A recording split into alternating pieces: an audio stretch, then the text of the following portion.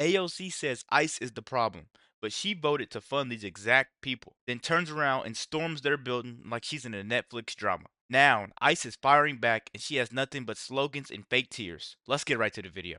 Republicans are trying to traffic in something that is blatantly wrong.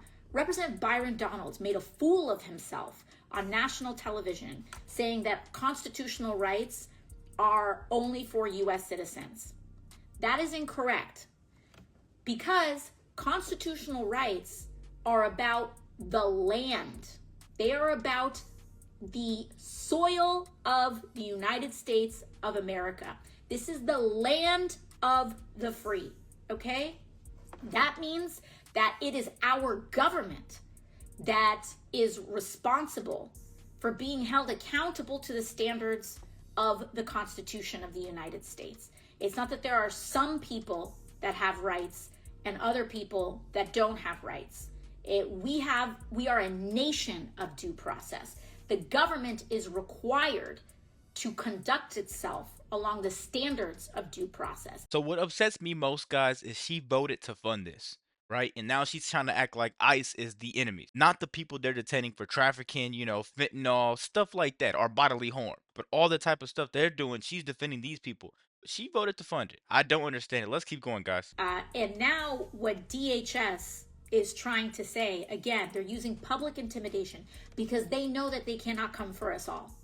They know that they cannot come for us all. And recently what they said is that DHS is allegedly looking into arresting members of Congress who were showing up for their legal and constitutional obligation to conduct oversight.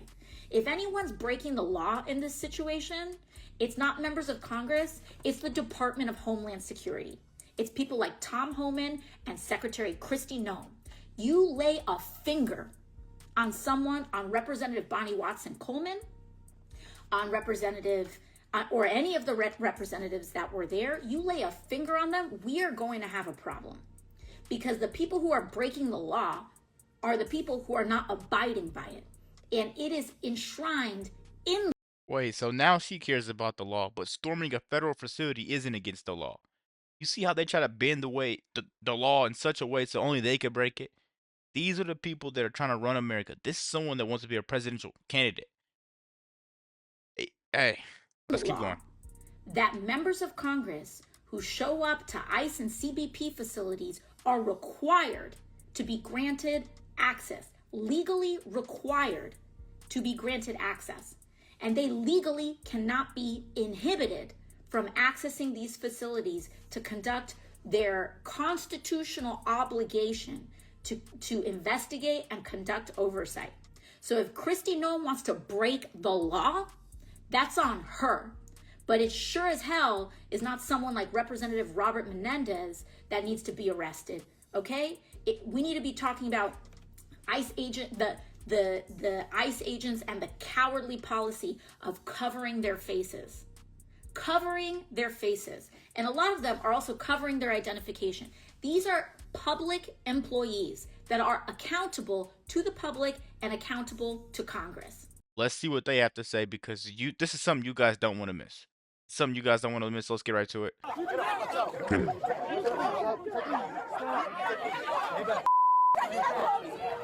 So from Massachusetts to this scene in New Jersey on Friday where immigration's hitting a flashpoint in Newark.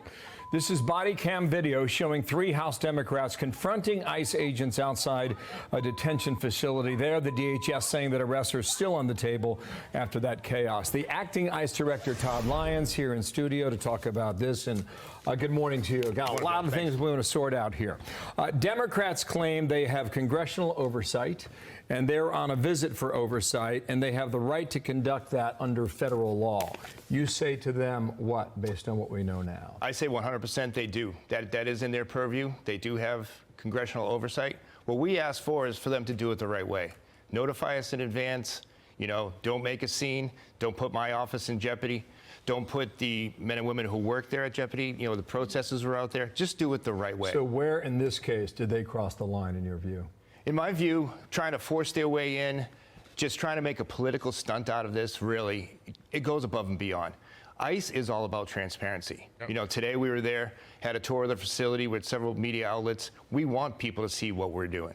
But when you go ahead and you try to storm your way in, when you try to just bring cameras, bully my officers and agents, that's just not the right way to do it. Let's work together. Let's have that oversight, but let's do it in a professional manner, not a political stunt. So the mayor of Newark, Ross Baraka, he had this to say on MSNBC on Saturday. We don't know what's going on in there. We don't know who's in there. They don't allow inspections. They're not doing, they're not complying with the local laws. They don't have a certificate of occupancy in our argument, and we were in court arguing these matters. We usually solve those problems in America through the court of law. They don't want to use the court. They want to use a decree. They believe that what they say goes, that we have a kingdom here and not a democracy, and that's the problem. He's in the middle of a primary election. There's a gubernatorial election in November in New Jersey. So he's running against other Democrats. A lot of people might not know his name, but now a lot of people will after. Really quick, guys, to touch on the point, ICE said they could have made arrests, right? But they didn't because that's restraint. If the roles were reversed and it was Republican there, they would arrest him on the spot. And AOC will go on TikTok and she'll be on there crying about it, trying to get some more empathy from people. Let's keep going. He says that all of these things are not being done legally at that facility. What do you say? We wouldn't have been able to have anyone legally in that facility without the permits.